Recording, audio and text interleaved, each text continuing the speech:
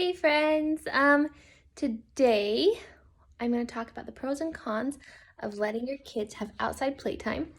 This is my kids right now.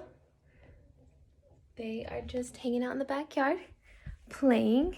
I think it is super important to have your kids play outside.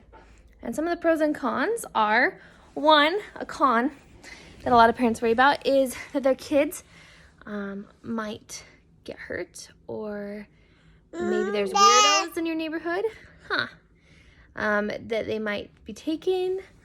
They could get into trouble some other way. So that could be a con, is you don't know necessarily what they're doing every second of the time they're outside. I keep a super close eye on them because I have windows. I usually open the window so I can hear them. But I think it is important that they play outside. One of the big pros is they learn how to accomplish things without my help. If they can't get something unstuck from the ground because the ground right now is frozen, then they go try to find a stick or a tool to unstick the thing. Or if they want to pretend that they're going on an adventure, they're going to go on an adventure and they don't need my help to entertain them. And that's a huge pro, is in life, they need to learn how to grow up and do things for themselves. And one of those big ways and steps of doing that is by playing outside and having that time without a parent. Of course, you always have to have a close eye on them, but you don't have to be hovering over them all the time.